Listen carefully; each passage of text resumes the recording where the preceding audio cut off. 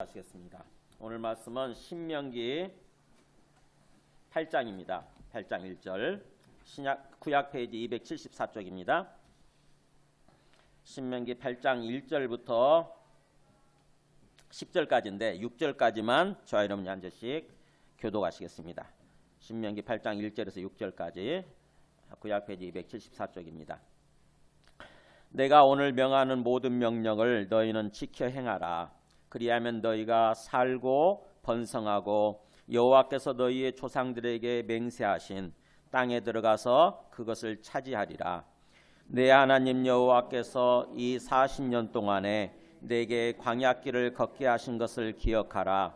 이는 너를 낮추시며 너를 시험하사 내 마음이 어떠한지 그 명령을 지키는지 지키지 않는지 알려 하심이라.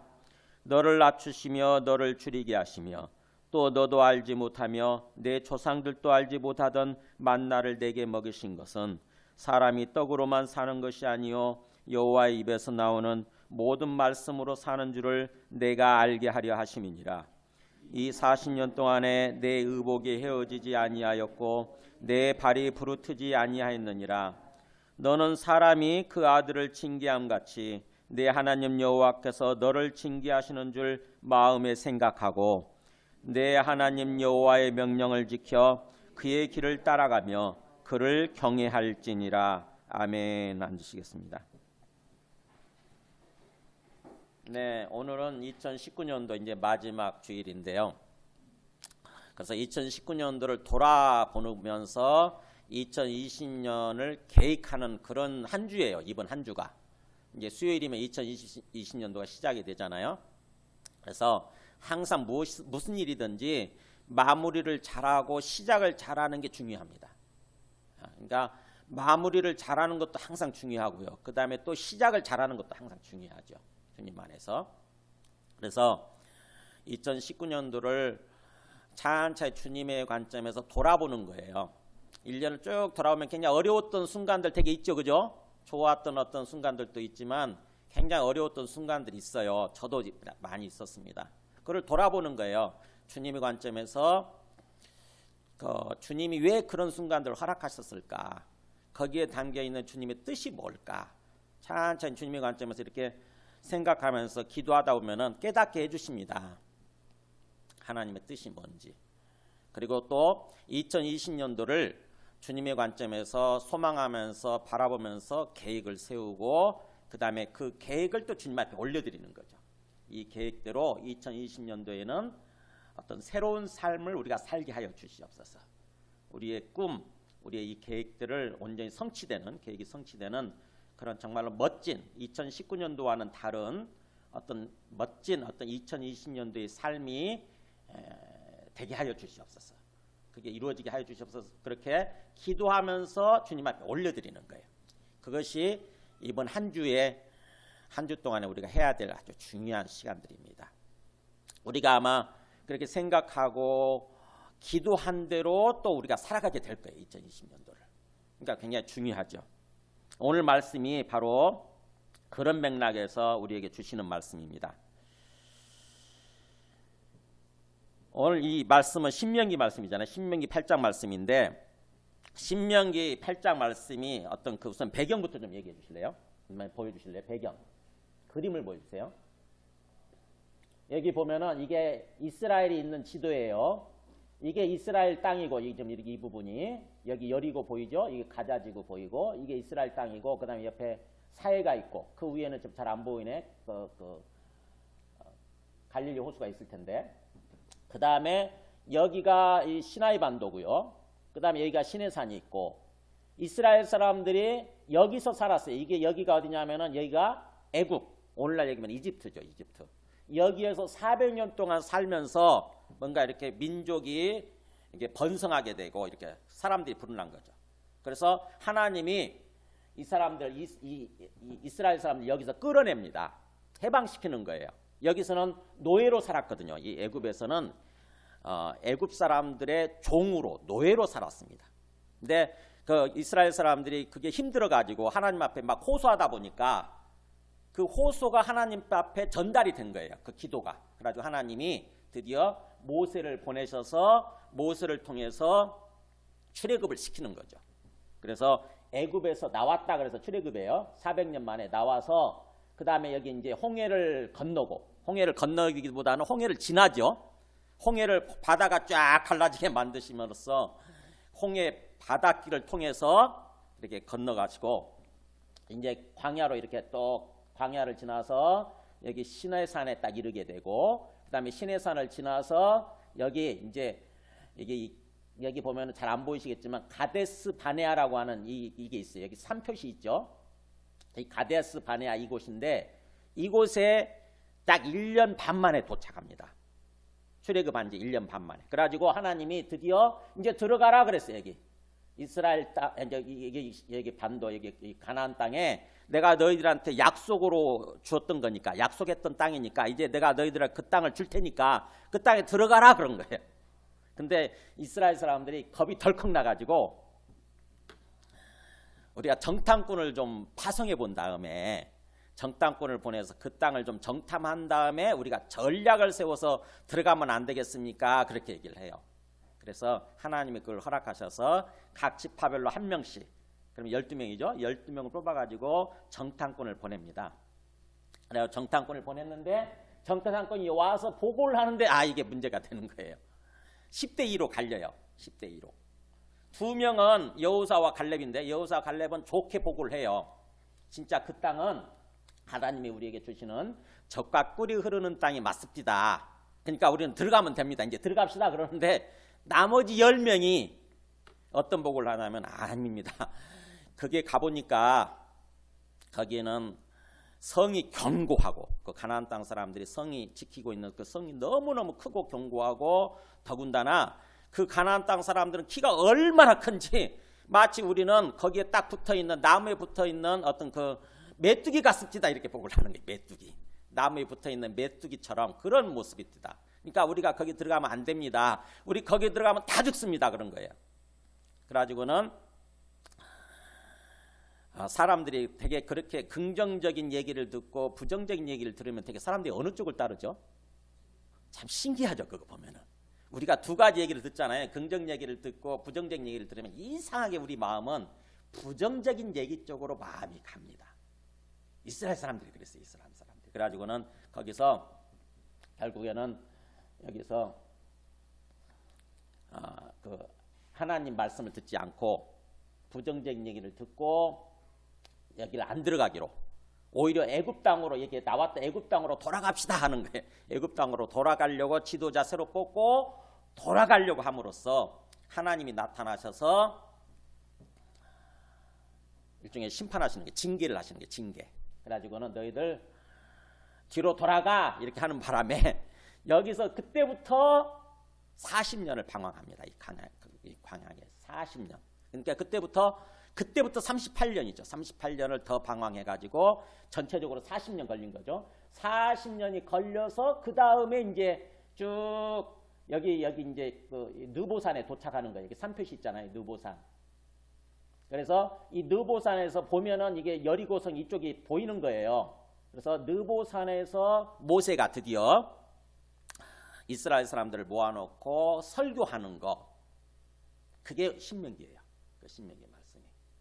그러니까 느보산에서 모세가 그 광야를 돌아보면서, 광야 40년의 그 세월을 돌아보면서 이스라엘 사람들한테 설교하는 것입니다. 하나님의 말씀을 가지고 교훈을 주는 거예요.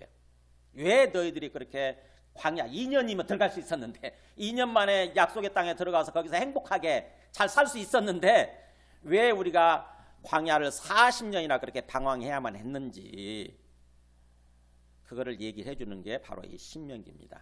그래서 신명기 말씀 한번 보여줘 보세요. 구조를.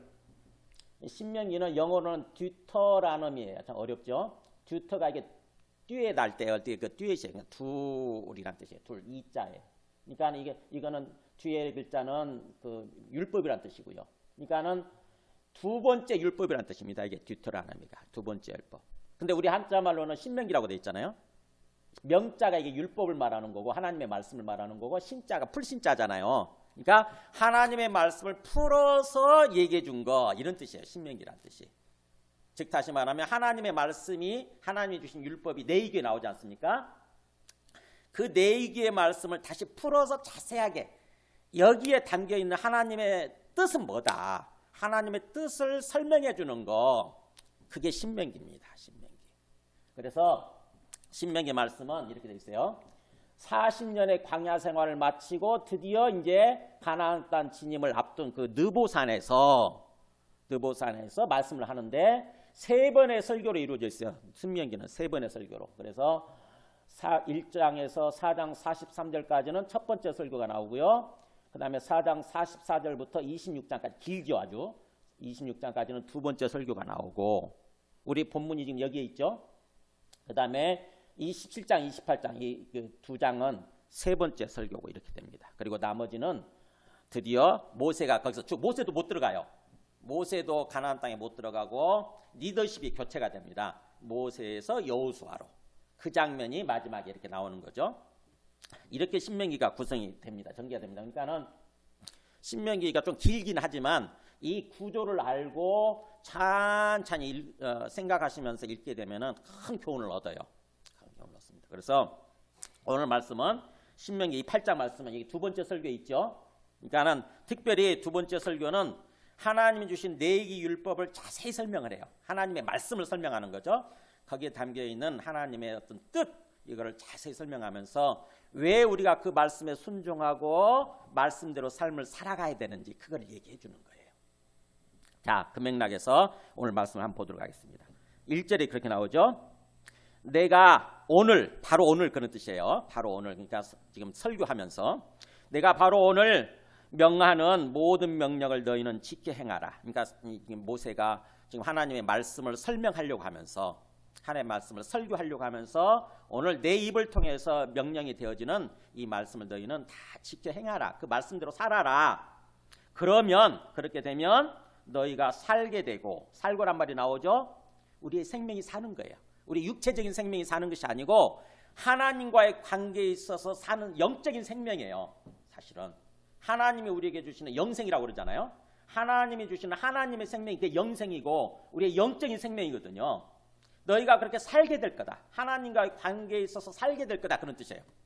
즉 다시 말하면 하나님이 온전히 우리의 삶을 인도해 가시는 그런 삶을 살게 되는 거죠. 그런 인생을 살게 되는 거죠. 그래서 그렇게 너희가 살게 될 거고 그 다음에 또 뿐만 아니라 너희가 번성하게 될 거다.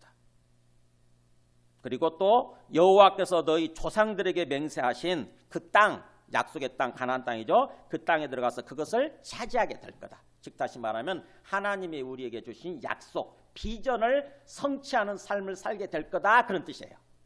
그 말씀을 잘 듣고 말씀대로 행하는 삶을 살아가게 될 때에 왜 이 얘기를 하냐면은 사실은 이제 그 배경이 나옵니다. 2절에 나오잖아요. 너의 하나님 여호와께서 이 40년 동안에 너에게 광야길을 걷게 하신 것을 기억하라. 지금 그 아까 다시 배경을 보여줘 보세요. 그림을 보여줘 보세요. 모세가 여기서 지금 설교한다고 그랬죠. 이 느보산에서. 근데 이 설교를 듣고 있는 사람들이 누구냐면요. 이 출애굽한 사람들 어른들이 아니에요.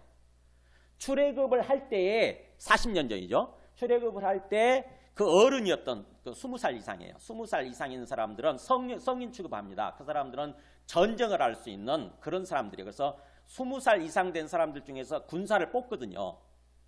근데 그 사람들이 여기서 문제를 일으킨 거죠. 이 가데스 바네아에서. 거기서 하나님께 불순종하고 그러는 바람에 그 사람들은 다 죽게 돼요. 20살 이상 된 사람들 다 죽습니다. 이 광야 40년 동안 이제 방황할 때 다 죽고 그러면 여기 이제 남아있는 사람들 뭐냐면은 그때 당시에 어렸던 사람들이에요. 어렸던 사람들이 이제 40년이 지나니까 성인이 돼가지고 그 사람들한테 설교하는 거예요. 이제 그 사람들이 들어가는 거죠. 그 사람들이 이제 이 가나안 땅에 들어가게 될 테니까 그 사람들을 놓고 설교하는 거예요. 너희들 부모들이 보여준 그 신앙, 너희들 조상들이 보여준 그것을 본받지 마라. 거기서 교훈을 얻어서 그 사람들처럼 살지 말라고 하는 거예요. 일종의.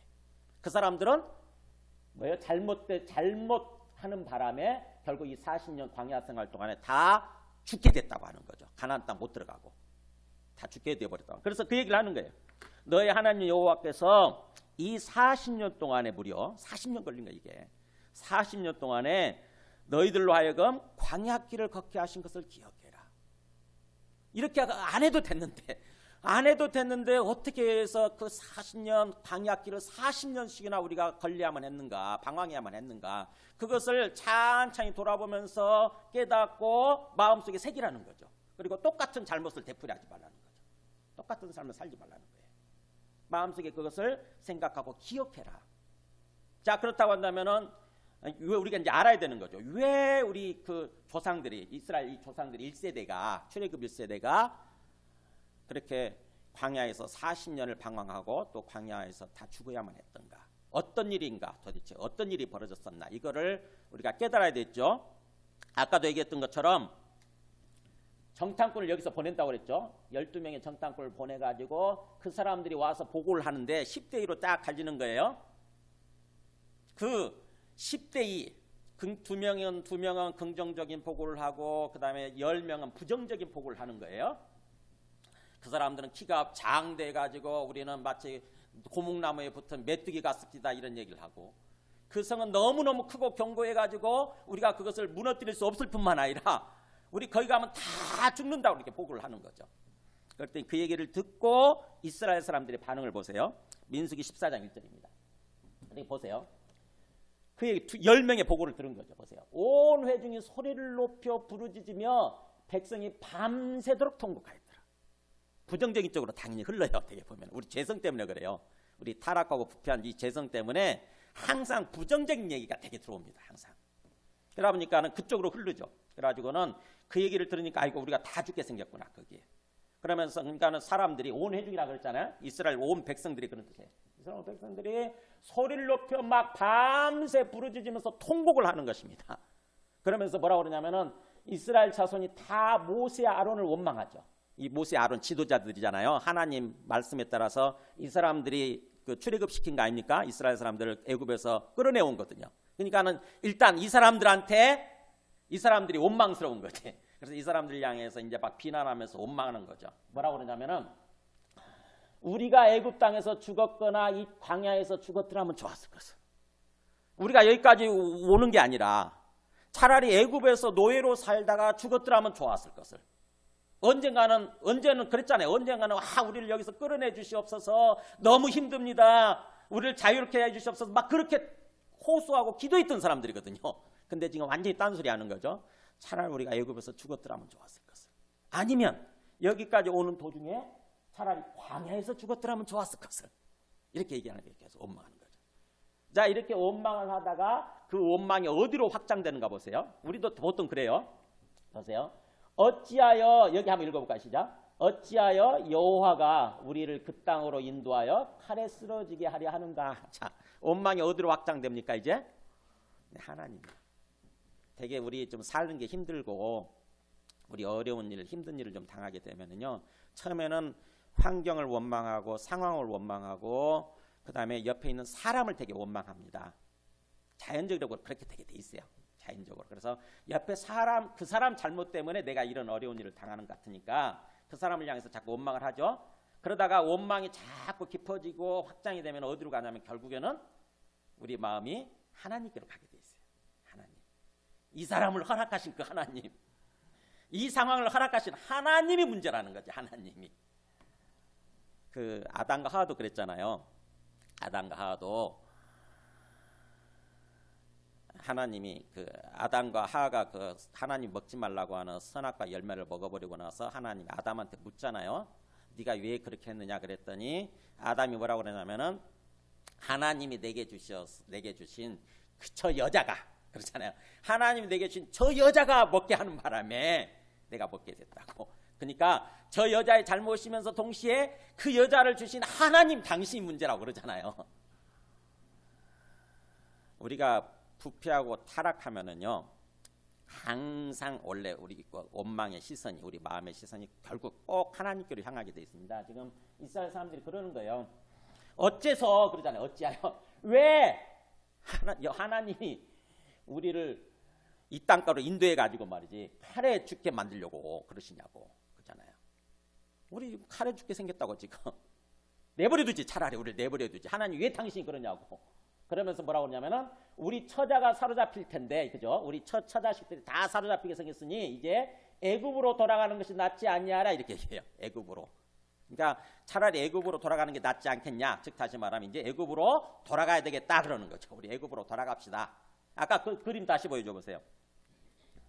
여기서 일어난 일이에요. 지금 가나안 땅을 코앞에 두고 가나안 땅에 들어가기만 하면 되는 거거든요. 사실은 들어가기만 하면 되는데 문제가 생긴 거잖아요. 그 사람들이 그 땅의 원주민들이 너무 커. 그리고 그 사람들이 지키고 있는 성이 너무 견고해. 그러니까 어려운 일이 생긴 거잖아요. 그 어려운 일 앞에서 뭐예요? 겁이 덜컥 난 거죠. 겁이. 두려움이 생기게 마음속에. 두려움이 생기다 보니까 이런 어떤 모습을 보이는 거죠. 원망하고 하나님을 불신하는 거죠. 사실은 하나님을 잊어버린 거예요. 여기까지 인도해 오신 하나님을 따먹은 거예요. 생각해 보세요. 이거 바다도 갈라지게 만들었지요. 그 뭐죠? 그래서 그 애굽 군대를 다 이 바다에다 수장시켜 버린 거 아닙니까? 엄청난 능력을 경험했어요. 하나님의 엄청난 능력. 그리고 여기까지 오는 동안에 계속 광야를 지나는데 거기에 풀 한 폭이 나무 한 그루 없어요. 그냥 돌밭입니다. 돌 자갈밭. 근데 그곳을 지나게 하셨다고요. 그리고 그게 낮이 되면은 막 40도 이상 올라가요. 온도가. 타 죽어요. 그야말로. 물도 없고. 그 다음에 또 저녁이 되면 영하 40도 이하로 내려가요. 엄청 춥습니다. 얼어 죽어요. 근데 그곳을 하나님이 이 사람들을 보호하시면서 여기까지 인도에 오신 거거든요. 낮에는 구름 기둥이 생겼다고 그랬죠. 구름으로 이렇게 덮어주신 거예요. 너무 뜨겁게 햇빛이 내쬐지 않도록. 구름으로 덮어주시고 가려주시고 저녁이 되면 또 불기둥으로 보호하신 거예요. 따뜻하게 이렇게. 그런 식으로. 그리고 매일 아침에 그 만나를 내려주신 거죠. 만나 먹을 걸. 식량을 매일 내려주셨어요. 그런 식으로 인도에 오셨는데 그런 하나님을 잊어버린 거예요. 어려운 순간을 맞이하니까 어려운 상황이 닥치니까 하나님이 까마득히 마음속에서 지워져 버린 거죠. 그 상황만 보이는 거예요. 문제만 생각되는 거예요. 그러니까는 하나님을 향해서 이렇게 이제 원망하고 막 그러는 거죠. 그러면서 이제 지도자 새로 뽑고 모세는 안 갈 테니까 모세 대신에 새로운 지도자를 뽑고 갑시다 그러면서 가려고 하는 순간 애굽으로 가려고 하는 순간 하나님이 없는 줄 알았더니 하나님이 나타나신 거예요. 그 순간에. 그래서 하나님이 나타나셔서 하신 말씀 한번 들어보세요. 그 다음에 민수기 14장 26절 보면 이렇게 보세요. 나를 원망하는 이 악한 회중에게 내가 어느 때까지 참으랴. 하나님 모르는 줄 알았더니 하나님도 안 계신 줄 알았고 하나님 내 얘기 전혀 못 듣고 계신 줄 알았더니 듣고 계셨네요. 나를 원망하는 이 악한 회중을 악하다고 그러잖아요. 악한, 선하지 않은, 착하지 않은 이 악한 회중들을 향해서 내가 언제까지 참고 기다리랴. 그러면서 이스라엘 자손이 나를 향하여 원망하는 그 원망하는 말을 내가 다 들었다. 왜요? 하나님이 안 보였으니까 하나님 없는 줄 알았거든요. 영적 세계에 영으로 계시니까 당연히 안 보이죠. 우리 눈에는 안 보여요. 그래서 문제거든요. 그래서 문제예요. 우리가 살아계신 하나님을 믿는다고 그러면서도 하나님이 안 보이기 때문에 어느 순간에 우리가 하나님을 잊어버려요. 하나님을 잊어버리고 그냥 그 환경과 상황에 매몰돼 가지고 내 생각을 따라서 내 육신의 생각을 따라서 살지요. 막 원망하고 불평하고 하나님 없는 것처럼 하나님 안 믿는 모습으로 완전히 이렇게 살잖아요. 하나님 안 계시면 상관이 없는데 하나님이 계시는 게 문제죠. 그래서 그 순간 하나님 나타나셔서 이런 말씀하시는 거예요. 너희들 원망하는 말 내가 다 들었다. 그러면서 내가 언제까지 그걸 참으랴. 그러면서 다시 말씀 보세요. 그들에게 이르기를 여호와의 말씀에 내 삶을 두고 맹세하노라. 밑에 읽어볼까요? 시작. 너희 말이 내 귀에 들린 대로 내가 너희에게 행하리니. 이 엄청난 말을 하시죠. 너희 여호와의 말씀에 내 삶을 두고 맹세하노라. 그 말은 내가 지금 살아있다는 사실을 두고 맹세한다는 거예요. 내가 없는 게 아니고 안 보일 뿐이지 내가 엄연하게 이렇게 살아있다. 실제로 존재한다. 그것을 두고 내가 맹세한다는 거예요. 내 말대로 행하겠다는 거죠. 그러면서 너희 말이 내 귀에 들린 대로 내가 너희들한테 행해주겠다. 그러니까 너희들 한 말대로 행해주겠다는 거예요. 너희들 한 말대로. 아까 뭐라고 그랬죠? 이스라엘 사람들이 애굽에서 차라리 죽었더라면 좋았을 것을. 또는 이 광야에서 차라리 죽었더라면 좋았을 것을. 그랬잖아요. 너희들 말대로 해주겠다는 거예요. 말대로. 엄청난 얘기를 하시니. 그래서 이때부터 이 말씀이 끝나고 나서 이제 너희들은 광야로 돌아가라 그러신 거예요. 나를 불신하고 나의 존재를 안 믿고 너희들 어떤 육신의 생각대로 그렇게 행동하고 결정을 했으니까 이제 광야로 돌아가라. 너희들은 가나안 땅에 들어갈 자격이 없다 그런 거죠. 그래가지고는 광야로 돌아가, 뒤로 돌아가 하면서 그때부터 이제 38년을 뺑뺑이 돌리는 거예요. 하나님을 진정으로 믿지 않고 불신하고 원망했던 그 사람들이 다 죽을 때까지 40년. 다시 그림을 보여주세요. 그래서 이때부터 뒤로 돌아가 하는 바람에 이때부터 이제 광야를 뱅뱅뱅뱅 도는 것입니다. 추가로 38년을, 여기까지 2년 걸렸는데 38년을 추가로 뱅뱅뱅뱅 돌아서 이제 40년이 채워지니까 원망하지 않았던 갈렙과 여호수아만 남고 나머지는 다 죽습니다. 20살 이상 된 어른들은 다 죽고, 그때 어린아이였던 그 자식들이 이제 성장해가지고 성숙해서 어른이 돼가지고 그 사람들을 데리고 드디어 여기 느보산까지 온 거예요, 모세가. 그래서 그들을 향해서 설교하는 것입니다. 너희 부모들이 보여준 그거를 교훈을 잘 삼아라. 어떤 상황에서도 하나님을 불신하고 하나님을 진정으로 믿지 않고 그 환경과 상황에 매몰돼 가지고 하나님을 잊어버리고 또 하나님을 향해서 원망하고 그런 삶을 살면 안 된다. 그러면 하나님이 너희들한테 약속으로 주셨다 할지라도, 어떤 비전을 주시고 꿈을 주시고 약속의 땅을 주셨다 할지라도 너희들 찾으면 안 된다는 거죠. 그게 우리가 온전히 하나님을 믿을 때에, 그래서 그 믿고 진정으로 하나님께 순종하는 삶을 살 때에 하나님이 그것을 앞장서서 주관해 주시며 우리를 그 삶으로 인도해 주신다고 하는 거죠. 그 땅으로. 그래서 너희들 부모들이 보여준 그걸 통해서, 광야 기간을 통해서 교훈을 얻으라 이거예요. 그 얘기예요. 지금 2절 그 앞에 부분이. 너희 하나님 여호와께서 이 40년 동안에 너희들에게 광야길을 걷게 하신 것을 기억해라. 그 뜻을 깨닫고, 광야길에 담겨져 있는 그 뜻을 깨닫고, 하나님의 뜻을 깨닫고 마음속에 잘 새겨라. 그래서 똑같이 되풀이하지 말라는 거죠. 똑같은 잘못, 똑같은 죄를 되풀이하지 말라. 너희들이 앞으로 또 가나안 땅에 들어가고, 가나안 땅에 들어가서도 삶을 사는 동안에 틀림없이 어려운 일을 당하죠. 그죠? 분명히 어려운 일을 당해요. 우리가 예수 믿고 나서도 어려운 일 당하잖아요. 그죠? 예수를 믿고 나서도 어려운 순간들이 와요. 그럴 때에 그때 진짜 믿음이 필요한 거예요. 진짜 믿음. 하나님이 안 보이지만 하나님이 진짜로 분명히 살아계시고 나를 보고 계시고 내 모든 말을 듣고 계신다라고 하는 그 하나님에 대한 진짜 믿음이 필요한 거예요. 그럴 때에 하나님이 온전히 주님 되셔서 우리의 삶을 인도해 주시게 되는 거죠.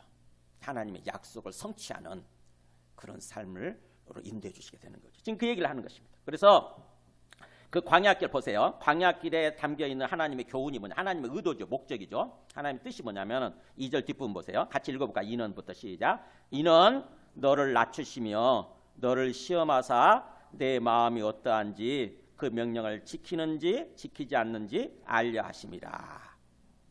자, 광야길을 허락하신 이유, 광야길에 담겨 있는 의미. 그러니까 우리 2019년도 속에서 어려운 순간들이 있었잖아요. 여러 가지 내 인생에 위기가 왔구나라고 생각될 정도의 어떤 그런 어려운 순간들이 있었잖아요. 그러면 그 어려운 순간들을 하나님이 허락하셨기 때문에 내게 일어난 일이에요. 그것도 하나님이 허락하지 않으면 내한테 일어나지 않아요. 근데 하나님이 허락해 주실 때 거기에 담겨 있는 하나님의 뜻, 하나님의 마음이 뭐냐는 거예요. 하나님의 의도가 뭐냐는 거예요. 나오죠? 너를 낮추시게 한 거다. 낮춘단 말은 뭐예요? 겸손케 만드는 거예요. 겸손케. 상대적으로 이스라엘 사람들의 마음이 높아져 있었다고 하는 거죠. 그러니까 아까 그림 다시 보여주세요. 이스라엘 사람들이 여기까지 오는 동안에 마치 자기 능력으로 여기까지 오게 된 것처럼 어느 순간에 착각한 거예요. 출애굽을 해서 이 어려운 광야를 지나서 시내산을 지나서 여기까지 드디어 가나안 땅을 코앞에 두고 왔는데 여기까지 오는 동안에 어느 순간에 그 사람들 마음이 높아진 거예요. 마치 자기 능력으로 여기까지 오게 된 것처럼. 그래가지고는 마음이 막 높아져 있고 하나님 위치까지 올라가 버린 것입니다. 자기가 하나님 돼버린 거예요. 자기가. 이거 안 되겠네. 이거 들어가면 안 되겠네. 돌아가자 그냥. 자기가 결정해버리는 거예요. 자기가 판단으로 결정해버리는 거예요. 그게 바로 마음이 높아져 있는 상태. 교만한 상태인 거죠. 하나님이 그런 이스라엘 사람들의 마음을 낮추기 위해서, 겸손케 하시기 위해서 그 광야 시간을 허락하셨다고 하는 것입니다. 즉 우리에게 주어지는 고난들 있죠. 어려운 순간들은요. 사실은 하나님이 우리 마음을 낮추시기 위한 거예요. 어느 순간에 보면은 우리 마음이 높아지거든요. 그래서 우리 스스로 하나님 돼서 삽니다. 내 마음대로 내가 결정하고 내 마음대로 해버리는 거 있잖아요. 하나님 위치까지 올라가는 거예요. 그렇게 되면은 하나님이 온전히 주님 되시지 못하니까 그러면 우리 삶이 형통하지 못하고 참으로 행복하지 못하게 되는 거죠. 철저하게 하나님이 하나님 되셔야, 하나님이 주님 되셔서 우리 삶을 인도해 주셔야 우리가 형통하고 행복한 삶을 살아가게 되는 거거든요. 그래서 하나님을 향해서 우리가 주님 부르는 거 아닙니까? 당신이 주인입니다 그런 뜻이에요. 당신이 주인입니다. 그래서 주인님이 부르는 거거든요. 그러면 나는 종이니까 당연히 종으로서 주인 앞에서 겸손하게 순종하면서 살아야 되잖아요. 근데 입으로만 주여 주여 할 뿐이지 실제로는 내가 마음속에 내가 주인 돼 있다 보면 순종하지 않는 거죠. 내가 결정해버리는 거예요. 내 마음대로. 이스라엘 사람들이 그랬다고 하는 거죠. 그거를 하나님이 낮추시는 거예요. 그 고난의 시간들을 통해서 낮추시는 거예요. 우리가 고난을 겪다 보면 낮아져요. 우리가 가졌던 거, 우리가 자랑했던 것들이 아무것도 아니라고 깨닫게 돼요.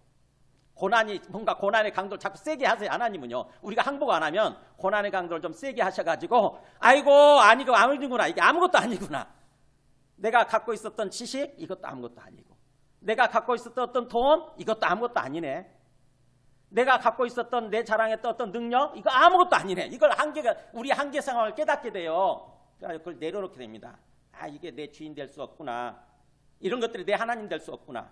진짜 오직 하나님만이 나의 하나님 되시고 나의 주인 되시는 거구나. 그래야 되는구나. 이걸 깨닫게 돼요. 그래서 고난을 겪다 보면은요, 우리 마음이 좀 비워지고 낮아지고 겸손해져요. 우리 다 경험해봐서 알잖아요. 그걸 향해서 하나님은 참 눈물을 머금고 우리를 그렇게 계속 다뤄가시는 거예요. 그래서 이는 너를 낮추시며 그 다음에 그렇게 함으로써 너를 시험하셔서, 시험이란 말은 연단이라는 뜻입니다. 너를 그렇게 연단시키셔서 정결하게 우리의 심령을 정결하게 연단시키셔서 이제 어떤 상황에서도 네 마음이 어떤지, 아무리 어려운 상황이 주어져도 네 마음이 어떠한지, 그래서 하나님의 그 말씀을 명령을 지키는지 지키지 않는지 그걸 알기 위해서 그렇게 하신다는 거죠. 그러니까 하나님의 최종 목적은 뭐냐? 그 고난을 허락하신 하나님의 최종 목적, 우리를 향한 목적 뭐예요? 우리 마음을 철저하게 낮추셔서 그 다음에 어떤 상황 속에서도 살아계신 하나님을 믿고 하나님과 함께 동행하는 삶을 사는 것. 하나님 말씀에 순종하면서 항상 하나님께 순종하면서 하나님과 함께 동행하는 그런 삶을 살도록 하기 위해서. 그게 구원이거든요. 그게 구원. 항상 하나님께 순종하면서 하나님을 진정으로 살아계신 하나님을 믿고 하나님께 순종하면서 하나님과 동행하는 삶. 이게 구원입니다. 이게 구원. 진정으로 그 구원을 얻고 구원을 누리는 삶을 살아가도록 하기 위해서 우리에게 고난, 광야길을 허락하신다고 하는 것입니다. 그래서 보시는 거죠. 고난을 허락하시고 나서 지켜보시는 거지. 저 마음이 얼마나 비워지나, 마음이 얼마나 정결하게 되나, 연단되어졌나 이렇게 보시는 거죠. 아직도 항복 안 하네? 그러면 조금 고난의 강도를 조금 더 세게 하시고, 그랬더니 결국 우리가 항복하게 되면 알고 하나님 잘못했습니다. 철저하게 하나님을 하나님으로 믿고 이제 하나님께 순종하면서 하나님과 동행하는 삶을 살겠습니다. 항복하고 이렇게 하나님께 항복하면 그때부터 하나님이 완전히 또 우리 삶을 회복시켜 주시고 우리 삶을 인도해 주시게 되는 거예요. 그러니까 우리가 괜히 사서 고생할 필요가 없어요. 일찍 항복하면 됩니다. 하나님 일찍 항복하면 우리 어떻게 보면 조금 더 고생 덜하고 고난을 덜 겪고 이렇게 행복한 삶을 살게 되는 거죠. 자, 그렇게 하나님이 이스라엘 사람들을 그렇게 인도해 지금 가고 계신다고 하는 것입니다. 모세가 지금 설교하는 거예요. 그러면서 이제 또 3절 4절 보면은 그런 어려운 시간 중에도 또 하나님이 우리를 완전히 죽이는 것이 아니라 뭔가 우리가 그래도 우리의 목숨을 부지하고 우리가 살아갈 수 있도록 기본적인 은혜를 베푸시고 사랑을 베풀고 계신다고 하는 것을 그 말씀을 해주십니다. 보세요. 그렇게 너를 낮추시며 또를 너를 줄이게 하시고, 그러니까 광야길을 지나는 동안에 그렇게 고난을 겪은 거죠. 낮추시고 줄이게 하시고, 그러면서도 거기 또라는 말이 나오잖아요. 이 또라는 말이 그러면서도 이렇게 해석하는 게 좋아요. 그러면서도 그런 와중에도 너도 알지 못했고 네 조상들도 알지 못했던 만나를 너에게 먹이셨다고 하는 거죠. 그러니까는 보면은 우리가 어려운 상황을 돌아보면은 2019년대 어려운 상황을 돌아볼 때는 진짜 그대로 끝날 것 같은 생각이 들잖아요. 막 위기의식 느끼는 거 아닙니까? 이대로 내가 죽는 거 아닌가, 이대로 우리 가정이 끝나는 거 아닌가, 내 인생이 끝나는 거 아닌가라고 하는 어떤 절체절명의 위기 어떤 그런 걸 느꼈다 할지라도 하나님은 그렇게 하지 않으신 거죠. 기본적인 은혜를 베푸시고 채워주세요. 사랑을 베푸세요. 왜냐하면 고난의 목적이 그게 아니니까. 우리를 죽이기 위한 게 아니니까. 그래서 그렇게 고난의 과정에서도 너에게 만나를 먹이셨다. 매일같이 만나를 내려주셔서 만나를 먹여주시고, 그 다음에 또 4절에 보면은 그 40년 동안에 네 의복도 헤어지지 않았고 네 발도 부르트지 않았다. 그러니까 뭐예요? 옷이 나가 헤어진다고 한다면 새로운 옷을 입어야 되는데 광야에서 어떻게 새로운 옷을 입어요? 그잖아요. 그러니까 하나님이 아예 기적을 베푸셔서 옷이 낡아지지 않도록, 옷이 헤어지지 않도록 보호하신 거예요. 그리고 발이 부르트지 않았다. 뭐예요? 신발이 만약 다 구멍이 빵빵 나가지고 그러면 발이 부르틀 거 아닙니까? 근데 신발을 또 보호해 주신 거예요. 그러니까 뭐예요? 하나님이 기본적인 필요들을 다 채워주시고 사랑을 베풀어 주셨다는 거죠. 그러니까 우리가 2019년도를 돌아보게 되면은 굉장히 어려운 순간들이 있었지만, 그래서 그대로 끝날 것 같았지만 사실은 우리 굶어 죽지 않게 하시고 먹을 것 그래도 주시고, 또 우리 얼어 죽지 않도록 입을 것 좀 주시고, 이렇게 기본적인 최소한의 기본적인 필요들을 채워주시면서 인도해 오셨다고 하는 거죠. 그래서 고난 중에도 거기서 담겨있는 하나님의 은혜, 하나님의 사랑을 우리가 돌아보고 깨달아야 된다고 하는 거죠. 그렇다고 한다면 하나님이 또 그렇게 은혜를 베푸시는 이유 뭐예요? 고난 중에도 하나님이 우리에게 은혜를 베푸시는 그 이유, 목적은 뭐냐? 거기 3절 뒷부분이에요. 사람이 그렇게 거기서부터 47까지 시작. 사람이 떡으로만 사는 것이 아니요 여호와 입에서 나오는 모든 말씀으로 사는 줄을 너가 알게 하려 하심이니라. 무슨 말씀이신지 이게 아시겠어요? 사람이 떡으로만 사는 존재가 아니다. 자, 예수님이 마귀한테 시험을 받을 때 이 말씀을 인용하는 장면이 마태복음에 나옵니다. 마태복음 4장 한번 보여줘 보세요. 예수님이 40일 금식 기도하세요. 본격적으로 사역을 시작하기 전에, 이제 30살이 되셔가지고 본격적으로 공생의 사역을 시작하시기 전에 마귀의 시험을 통과해야 되거든요. 마귀하고 싸우면서 이기셔야 돼요. 그래야 어떤 사역자로서 이렇게 세워지는 거죠. 하나님을 섬기는 그런 어떤 공생의 삶을 살아가게 되는 거죠. 그러니까는 마귀의 이제 시험을 받는데, 3번에 걸쳐서 시험 받는데, 마귀가 첫 번째 시험이 뭐냐면은 예수님이 40일 동안 아무것도 드시지 않았다고 하는 걸 알거든요. 그러면 예수님의 가장 약점이 뭐냐면 뭐예요? 지금 현재 배고픈 상태예요. 지극히 배고픈 상태. 40일 금식기도 해보셨어요? 저는 40일 못 해봤어요. 열흘만 금식해봐도 너무너무 배고프더라고요. 모든 게 먹을 걸로 보입니다. 모든 게. 근데 40일 금식기도 하면은요, 정말 상상을 초월하는 거죠. 이렇게 예수님이 40일 금식기도 하고 나서 배고프다고 하는 걸 알고 사탄이 시험하는 자죠. 마귀가 딱 와서 예수님한테 뭐라고 하냐면, 네가 만일 하나님의 아들이면 이 명령을 해서 이 돌들로 하여금 떡덩이가 되게 해, 이렇게 얘기한 거예요. 배고프지? 이 돌들 있잖아, 너 할 수 있다며, 하나님의 아들이라며. 그러니까 이 돌들을 떡으로 만들어가지고 먹어, 이런 거죠. 떡이 밥이잖아요. 밥. 우리 빵이고 밥 아닙니까?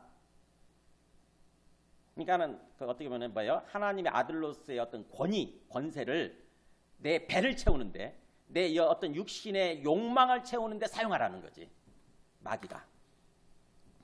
그런 식으로 시험하고 유혹하는 거죠. 그랬더니 예수님이 뭐라고 하냐면 이렇게 이 말씀을 인용을 해요. 예수께서 대답하여 이르시되 기록되었으되, 신명기 8장 3절에 기록되었으되, 사람이 떡으로만 살 것이 아니요 하나님의 입으로부터 나오는 모든 말씀으로 살 것이라 하였느니라. 그랬더니 그냥 깨갱하고 마귀가 여기서 포기해요. 여기 시험이 끝나요. 자, 왜 이 말씀이 이렇게 위력이 있을까요? 네, 예수님은 이 말씀을 통해서 인간이라고 하는 존재는 떡으로만 사는 존재가 아니라는 겁니다. 인간이, 우리 사람이라고 하는 존재는 떡만 먹으면, 떡이 빵이잖아요. 밥만 먹고 배부르면 만족하는 그런 존재가 아니라는 거예요. 인간이란 존재는 어떤 존재냐? 하나님의 입에서부터 나오는 말씀을 먹고 살아가는, 그래야 진정으로 행복하고 만족할 수 있는 그런 영적인 존재라는 거예요.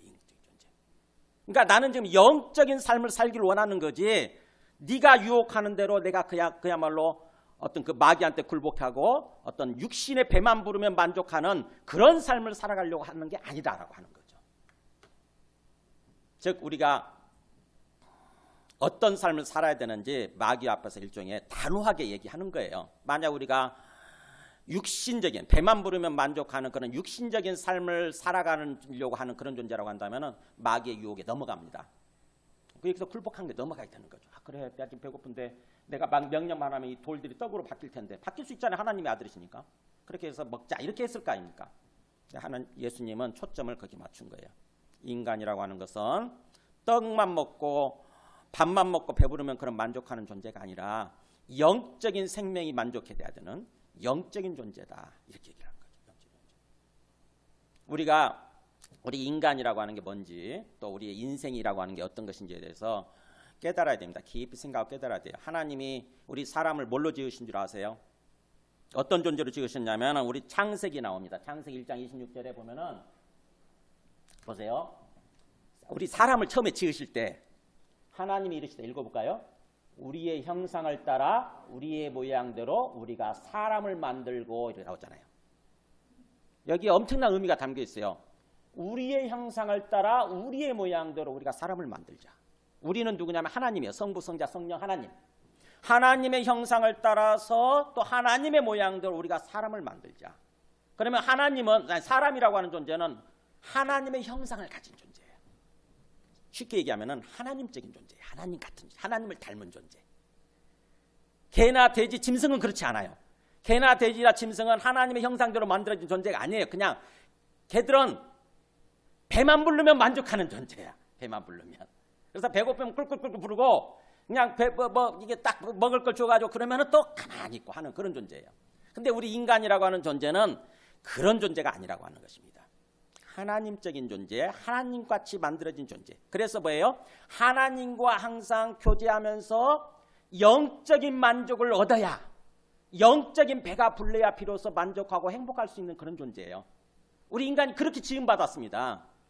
그러니까 이 땅에서 삶을 살 때에 물론 우리가 너무 배고플 때 있잖아요. 진짜 먹을 거 없어 배고플 때는 먹을 거 찾게 돼 있어요. 그리고 하나님이 그걸 채워주십니다. 단 그걸 뭐라고 하지 않아요. 절대 빈곤 상태 있잖아요. 먹을 거 없고 입을 거 없고 막 그럴 때는요, 하나님 앞에 막 그걸 부르짖고 기도하면 하나님 그 뭐라고 하지 않고 그걸 채워주세요. 근데 먹고 입고 마실 것이 있을 때, 기본적인 필요가 채워져 있을 때는 우리가 어디다 초점 맞추고 살아야 되냐면은 하나님께 초점 맞추고 삶을 살아야 되는 거예요. 하나님과 교제하면서. 그래서 우리가 영적으로 배부르는 삶, 영적으로 만족이 되는 그런 삶을 살아가려고 해야 되는, 그런다고 하는 거죠. 그런 삶을 살아가도록 그렇게 지음받은 존재예요. 그래야 우리가 평안하고 행복하게 됩니다. 이 말에서. 영적인 존재예요. 우리 인간, 영적인 존재. 지금 그 말씀하는 거예요. 사람이라고 하는 것은 떡으로만 사는 게 아니다. 육신의 생명만 갖고 있는 육체적인 존재가 아니라고 하는, 육체적인 존재만 안 되는 게 아니라는 거죠. 하나님으로부터 나오는 말씀이 하나님의 우리 영혼의 양식이라고 하지 않습니까? 그래서 우리 영혼이 말씀을 먹고 우리 영혼이 만족하고 영혼이 배부르는 그런 삶을 살아야 되는 존재. 그래야 진정으로 우리가 평안하고 기쁘고 행복한, 정말 인생의 본질을 이루면서 사는 거죠. 인생의 본질을 이루면서 사는 거예요. 우리 인간은 그런 존재라고 하는 것입니다. 지금 주님께서 그 말씀을 하시는 거예요. 그런 삶을 살도록 하기 위해서 그렇게 광야길을 지나오면서도 하나님이 기본적으로 말씀을 통해서 말씀하신 대로 만나를 내려주시고 그렇게 채워주셨다고 하는 거죠. 우리가 2019년도 돌아보면서 참 어려웠지만 하나님 우리에게 채워주신 것들을 돌아보는 거예요. 그래서 오늘 여기까지 이렇게 하신 거. 하나님의 은혜구나, 사랑이구나. 결국 우리가 하나님의 은혜로 살아야 되는 거구나. 하나님의 말씀으로 살아야 되는 거구나. 이렇게 영적인 존재구나. 그걸 마음속에 깨닫고 다짐하는 것입니다. 자, 그 다음에 말씀 마무리하겠습니다. 그러면서 이제 5절 6절 보면은요, 하나님이 우리를 어떤 식으로 대우하시고 어떤 식으로 다루시고 어떻게 다루시는지, 어떻게 대우하시는지 나옵니다. 보면은 5절에 나오죠. 너는 사람이 그 아들을 징계한 같이 내 하나님 여호와께서 너를 징계하시는 줄 마음에 생각하고. 자, 하나님이 우리를 어떻게 다루신다고요? 자기의 아들들로 다루시는 것입니다. 그러니까 하나님이 사람이 자기 아들을 다루듯이, 그래서 아들이 뭔가 잘못 생각하고 잘못 행동하게 되면은 그 아들을 향해서 우리가 해초리 들잖아요. 사랑하기 때문에. 그래서 올바른 삶으로 인도하시지 않습니까? 그러는 것처럼 하나님이 우리를 자기 아들들 취급한다는 거예요. 아들들 다루듯이 그런 식으로 우리를 교육하고 훈련시키고 그렇게 인도하고 계신다고 하는 것입니다. 그래서 사람이 그 아들을 징계하는 것처럼 교육하고 훈련시키는 거예요. 일종의 잘못했을 때 징계하는 것처럼. 그러는 것처럼 너의 하나님 여호와께서 너를 징계하시는 줄 마음에 생각해라. 아들이기 때문에, 사랑하는 아들이기 때문에 올바른 삶으로 하나님이 원하시는, 하나님이 기뻐하시는 그런 삶을 살아가도록 하기 위해서 그렇게 했다고 하는 것을 마음속에 생각하고, 그 다음에 이제 앞으로의 삶을 살아갈 때 6절이죠. 너의 하나님 여호와의 명령을 지켜서, 하나님의 말씀을 지켜서 그의 길을 따라가며 그를 경외할지니라. 항상 하나님에게 있어서 너희들은 하나님의 아들들이라고 하는 사실을 항상 생각하고, 우리는 하나님의 아들들이에요. 하나님 집에 들어가 있는, 이제 입양돼 있는 하나님 가정으로 들어간 것입니다. 그래서 하나님의 아들들이에요. 하나님 우리를 아들들 취급하는 거예요. 딸을 배제하는 것이 아니라 하나님의 자식 취급한다는 뜻이에요. 하나님의 자식들이에요, 우리가. 그래서 사랑하기 때문에 항상 은혜를 베푸시고, 또 뭔가 잘못했을 때는 또 그걸 깨닫게 하시고, 고난을 통해서 그렇게 하신다고 하는 거죠. 그래서 항상 하나님의 그 길을 따라가, 하나님의 말씀에 순종하면서, 하나님의 말씀에 순종하는 게 하나님을 진정으로 믿는 거거든요. 하나님을 믿는다고 하면서도 하나님의 말씀에 순종하지 않는 거는요, 사실은 내가 믿는다고 머리로 알고 있을 뿐이지, 지식으로 알고 있을 뿐이지 실제로는 믿는 게 아니에요. 실제로 인격적으로 실제적으로 믿는다고 한다면 당연히 자연스럽게 그 말씀에 따라가려고 하게 됩니다. 순종하려고 하게 돼 있어요. 그래서 그 명령을 지켜서 항상 하나님의 길, 그의 길을, 그분이 우리한테 제시해 주신 그 길을 따라가며 그를 경외하는 삶을 살아라. 경외란 게 두렵고 떨림으로 항상 하나님 앞에 서 있는 거죠.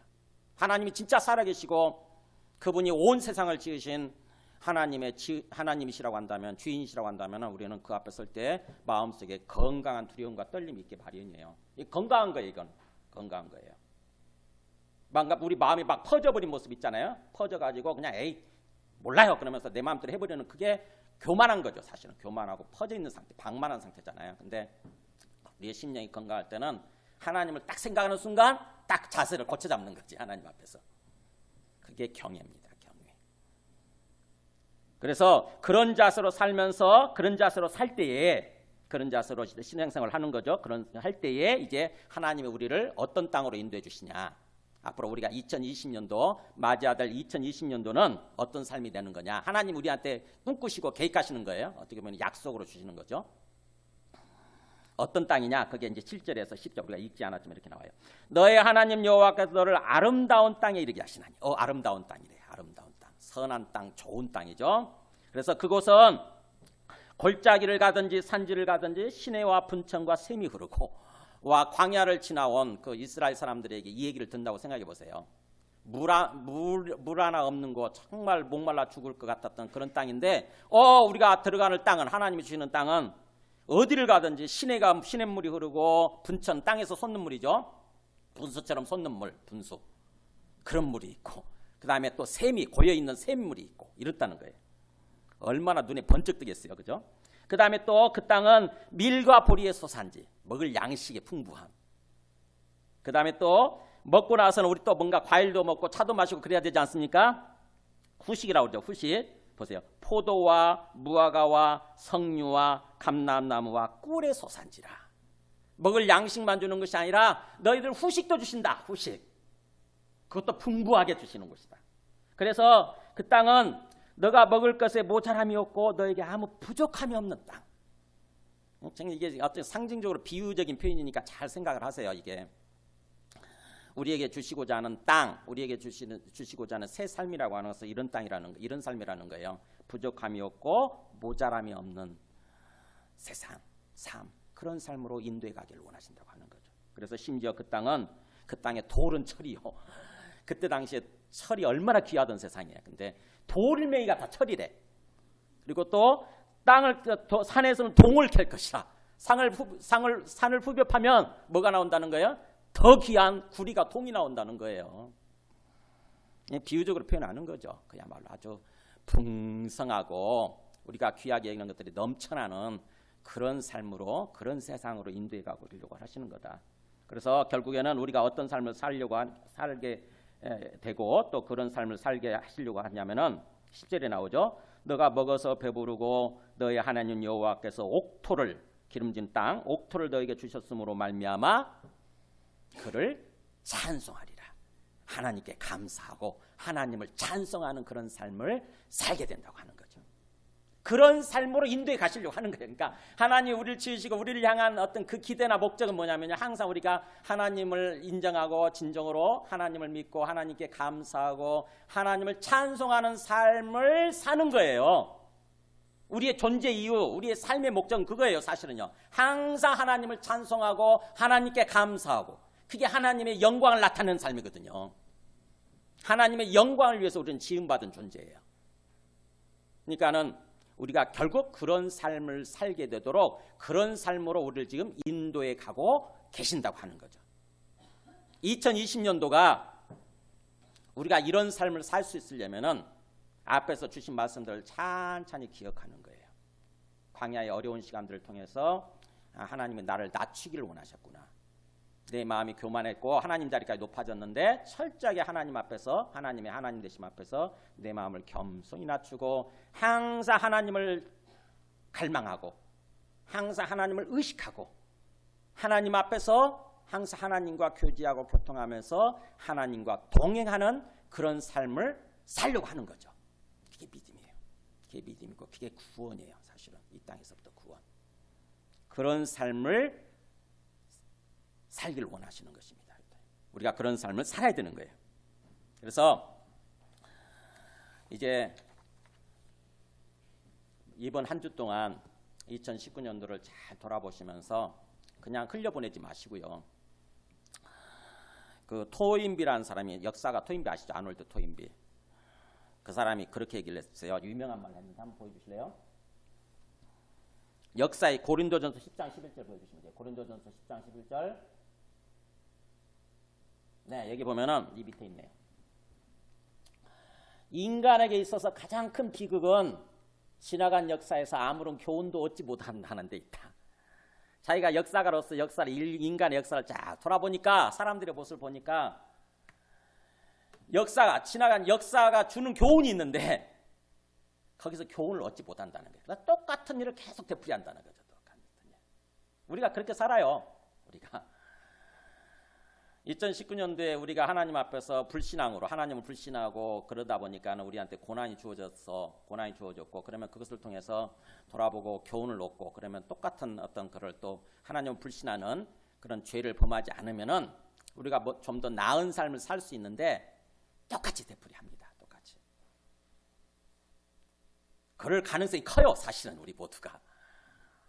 그런데 교훈을 얻어야 하는 거죠. 하나님의 말씀이 이렇게 돼 있어요. 아까 그걸 하면서 고린도 이 사도 바울이 얘기하는 거죠. 그들 가운데, 이 광야 세대예요. 출애굽 세대 가운데 어떤 사람들이 원망하다가 멸망시키는 자에게 멸망하였나니. 출애굽 1세대가 다 그렇게 멸망했잖아요. 너희는 그들과 같이 원망하지 마라. 그러면서 밑에 읽어볼까요? 11절 시작. 그들에게 일어난 이런 일은 본보기가 되고 또한 말세를 만난 우리를 깨우치기 위하여 기록되었느니라. 구약의 성경이 왜 기록되었느냐? 우리한테 교훈 주시기 위해서. 똑같이 살지 말라고. 똑같이. 그 사람들처럼 우리가 그 교훈을 얻어야죠. 왜 똑같이 계속 되풀이하냐고요. 왜 저렇게 살아? 그러면서도, 그죠? 신명기 말씀 보고 특히 민수기 말씀을 보게 되면은 참 이상하잖아요. 하나님 앞에 불순종했다가 결국 또 엄청난 고난을 당하게 되고 죽게 되고 막 그러면서도 계속 얼마 안 가서 또 그러고 또 그러고 또 그러잖아요. 왜 그렇게 기억력이 마치 무슨 조두들도 아니고. 조두가 뭔지 아시죠? 닭머리들은 딱 그 아시죠? 한 3초 5초 돼요. 3초 5초. 금방 이렇게 막 닭 잡으려고 그러면 딱 도망가잖아요. 그러고 나서 5초만 있으면 다시 와요. 그 앞에. 근데 우리 인간이라고 하는 존재가 다 그런 거죠. 보면은 금방 뭔가 교훈을 얻었으면은 거기 안 가야 되는데 똑같이 되풀이하거든요. 그러니까는 말씀을 통해서, 하나님의 말씀을 통해서 우리가 그 사람들만 이렇게 탓하고 비난할 게 아니라 우리는 이제 그렇게 살지 않아야 되는 거죠. 진짜로 교훈을 얻어서 어떤 상황 속에서도 살아계신 하나님, 내 눈에 보이지 않지만 지금 나와 함께 계신 하나님, 그리고 나의 주인이 되시는 그분을 진정으로 믿고 인격적으로 교제하면서 그분 앞에 순종하면서 걸어가는 거예요. 그러도록 하기 위해서 이렇게 기록됐다고 하는 거죠. 그들에게 일어난 모든 일들은 우리의 본보기예요. 본보기, 샘플. 그래서 이제 말세를 만난 우리를 깨우치기 위해서, 말세라고 하는 게 이제 예수님이 곧 오시는 때예요. 예수님이 곧 재림이 가까운 때, 말세를 만난 우리를 깨우치기 위해서, 우리한테 교훈 주시기 위해서 기록됐다. 그러니까 성경 말씀 읽으실 때 교훈을 얻어야 되는 거죠. 그래서 이제 2020년도를 새롭게 맞이하면서 똑같은 어떤 그 죄를 범하지 않고 하나님 불신하는 그런 죄를 범하지 않고 정말 하나님이 우리에게 주기를 원하시는, 우리가 누리기를 원하시는 평안과 기쁨의 삶, 참으로 형통한 삶, 행복한 삶, 그런 삶을 살아가기 위해서는 2019년도를 돌아보면서 교훈을 얻고 다짐하는 거야. 다짐하는 거. 주님 기도하는 거죠. 주님 이제 더 이상 이렇게 살지 않게 하옵소서. 저를 지켜주시옵소서. 특별히 어려운 상황이 왔을 때 하나님을 잊어버리고 불신하고 그래서 하나님을 향해서 원망하고 그런 삶을 살지 않게 저를 또 지켜주시옵소서. 이렇게 기도하는 거예요. 미리 기도를 준비하는 것입니다. 그리고 2020년도를 계획하면서 하나님 앞에 반드시 이런 일들이 2020년도에는 제 안에 성취되게 하여 주옵소서. 이렇게 또 적어도 한 기도 제목 3가지 정도는 이렇게 좀 계획을 세우셔가지고 하나님 앞에 기도하면서 맞이하는 것입니다. 그럴 때 주님께서, 우리가 또 기도하면 깨어있게 되잖아요. 이렇게 깨어있을 때 주님과 우리가 서로 교제하면서 함께 그 삶을 인도해 가게 되는 거죠. 하나님과 함께 교류하면서 하나님은 우리에게 그런 삶을 원하신다고 하는 것입니다. 이번 한 주 동안 반드시 한번 그런 일을 해보시기 바랍니다. 좀 하나님 앞에서 적어도 1-2시간이라도 이렇게 하나님 앞에서 기도하고 그 다음에 2020년도를 또 이렇게 계획 세우고 한번 그렇게 해보시기 바랍니다. 자, 우리 찬송하고 기도하겠습니다. 찬송가 301장